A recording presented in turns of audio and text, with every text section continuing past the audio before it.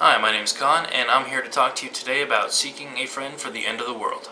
Now, seeking a friend for the end of the world isn't just about the world ending. The movie is basically about making the most of the time that you have in this world because it can be over in an instant. The premise of this movie is that an asteroid is headed for Earth. It's about 70 miles wide, which is 7 times bigger than the asteroid that, destroyed the dinosaurs.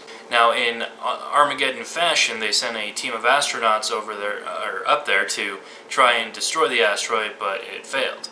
And now the Earth only has about 3 weeks left to be hosting life. Now, just as you would expect from an apocalypse movie, it shows the full range of human action as they, slowly make their way towards their demise. There's looting, there's rioting, some people even commit suicide. I actually thought it was pretty cool how they showed some people trying to live their lives normally, like Steve Carell's housekeeper in the movie. You've seen this in the preview, so I'm not ruining anything. But she continues to come and clean up his apartment, right up to the time that the end happens, or is supposed to happen. I'm not gonna let you know. They even show a guy mowing his lawn. Now you might be thinking, what's the point of mowing his lawn? But I think that it's a psychological tool that they're trying to use to keep calm and not panic. They're just trying to keep some sense of normalcy in there. At least that's what I think. I could be wrong. Then, of course, you have some people who are like, oh, the end is nigh, fuck it.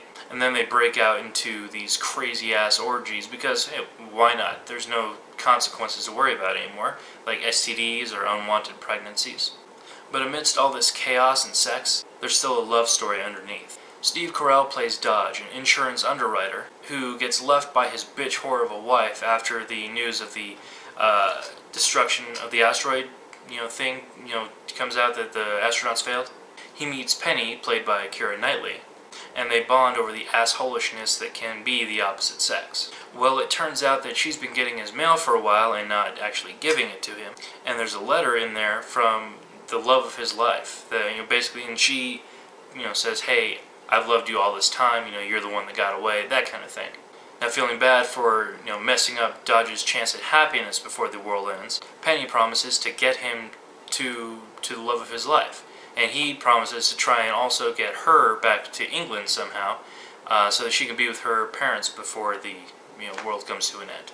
These tasks are, of course, thwarted at every turn by crazy characters and twists in the plot and all that stuff. But in the end, well, I can't really tell you about the end because that would just make me a dick. Now, I will tell you right now that this movie isn't a comedy. There are funny parts to it, sure, but I think the main focus is to try and get you to think about what you would do with your last days on Earth. As far as a rating goes, I would give this probably about a 3 out of 5. I think that even though it's a apocalyptic, end-of-the-world kind of movie, you still could have used more comedy, especially if you got the talent of Steve Carell in it. I mean, overall, the movie was just depressing, and I think a bit of mood lightening would have made it a lot better. The chemistry between Carell and Knightley was pretty good, although I think there was something missing that would have made the end of the story make more sense. Probably something from the plot itself, or the way the story was told. That being said, however, I do like the way the movie ended. It would be interesting, though, to see if there's going to be some sort of an alternate ending on the DVD or Blu-ray. Overall, it's not bad, and I could actually recommend this as a date movie, but probably just for people that have actually been together for a while. I definitely don't recommend this for people on a first date. Now, as always, if you enjoyed what I had to say about this, or even hated it, let me know in the comment section down below so that I can hopefully make these reviews a lot better in the future.